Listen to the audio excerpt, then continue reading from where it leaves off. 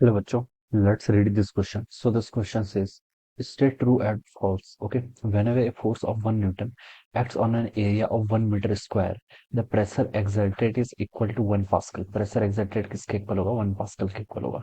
तो चलिए इस क्वेश्चन को स्टार्ट करते हैं. So we can write the key concept of this question. इस क्वेश्चन का की कॉन्सेप्ट आप क्या लिख सकते हैं? 1 पास्कल लिख लीजिए. क्या लिख लीजिए? पास्कल लिख लीजिए, या फिर क्या लिख सकते हैं? प्रेशर लिख सकते हैं. ठीक है. प्रेशर की जो एसआई यूनिट होती है वो क्या होती है? आपकी पास्कल होती है. क्या होती है? आपकी पास्कल. ठीक है.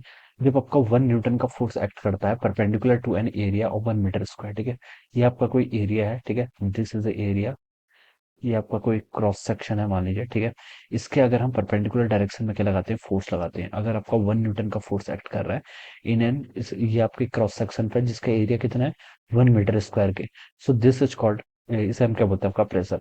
The force per unit area, जो क्या होता है आपका? The force of 1 newton acting on an area of 1 metre square perpendicularly to the surface, then this is define as that pressure is define as the 1 pascal. इस pressure को हम क्या बोलते हैं? आपका पास्कल बोलते हैं. ठीक है.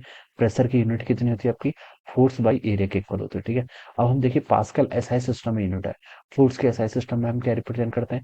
फोर्स होता है आपका न्यूटन के इक्वल, तो मैं इसको 1 न्यूटन लिख सकता हूँ. एरिया की यूनिट कितनी होती है? मीटर स्क्वायर, तो मैं इसको लिख सकता हूँ 1 मीटर स्क्वायर. और यहाँ पर से मैं इसको लिख सकता हूँ 1 न्यूटन पर मीटर स्क्वायर. और ये 1 न्यूटन पर मीटर स्क्वायर, इसी को हम क्या बोलते हैं? आपका पास्कल बोलते हैं. So it is defined as 1 pascal. इसे हम क्या बोलेंगे? आपका 1 पास्कल बोलेंगे. So this would be the answer of this question. Alright. So I hope you all understood this concept. All the best and thank you so much.